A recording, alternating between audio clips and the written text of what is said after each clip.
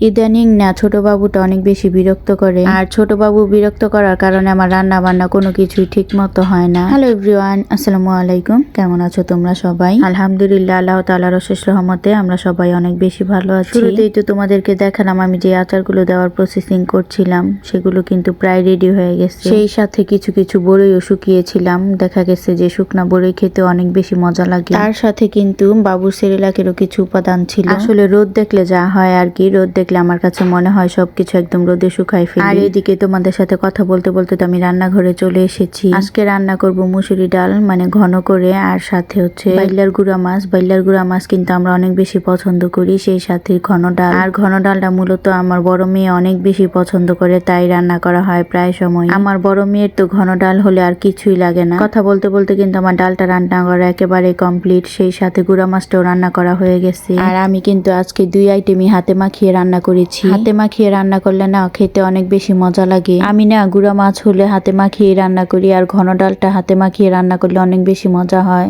সবকিছু রান্না করা শেষে কিন্তু আমি ভাজা পোড়াগুলো করে নিয়েছিলাম। তারপরে চলে এসেছি ইফতার করতে। আজকে ইফতারে ছিল তরমুজ, কালো আঙুর, শসা, আর সেই সাথে খেজুর আর শরবত তো থাকবেই। আর ভাজা পোড়া তো একেবারেই মিস করা যাবে না।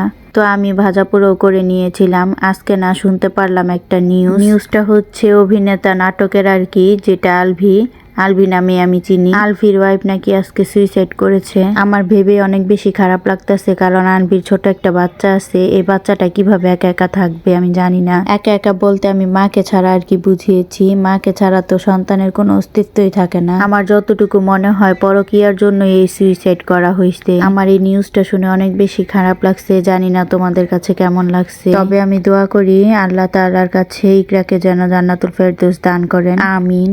আসলে আমার কেন জানি এরকম সুইসাইডের কথা শুনলে অনেক বেশি খারাপ লাগে, অনেক বেশি কান্নাও পায়। কিছু কিছু মানুষ কেন যে এই সুইসাইডের পথটা বেছে নেয় আমি একেবারেই বুঝি না। রাগ করে, অভিমান করে অনেক দূরে কোথাও চলে যাওয়া যায়, তবে সুইসাইড করা একেবারেই ভালো না, মানে আমার কাছে মনে হয়। তোমাদের সাথে কথা বলতে বলতে, মানে ইকরাকে নিয়ে কথা বলতে বলতে কিন্তু আমার ইফতারটা কমপ্লিট হয়ে গেছে।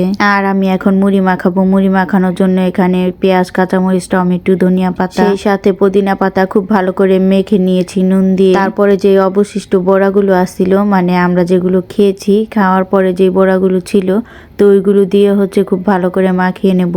তারপরে তো একটা ম্যাগি মশলা দিয়ে দিয়েছিলাম, এটার কারণে কিন্তু টেস্টটা অনেক বেশি বেড়ে যাবে। তোমরা কারা কারা আমার মতো মুড়ির মধ্যে ম্যাজিক মশলা দাও, চাইলে কিন্তু ছোট্ট একটি কমেন্ট করে জানিয়ে দিতে পারো, এতে করে আমার অনেক বেশি ভালো লাগবে। সর্বশেষ দিয়ে দিলাম মুড়ি, তারপর দিয়ে দিয়েছিলাম পরিমাণ মতো সরিষার তেল। তারপর খুব ভালো করে মেখে এখন খাওয়ার পালা। আমার কিন্তু মুড়ি মাখা বেশ পছন্দ। তোমরা কারা কারা মুড়ি মাখা পছন্দ করো ছোট্ট একটি কমেন্ট করে জানিয়ে দিও। আজকে এই পর্যন্তই, দেখা হবে নতুন কোনো ভিডিওতে।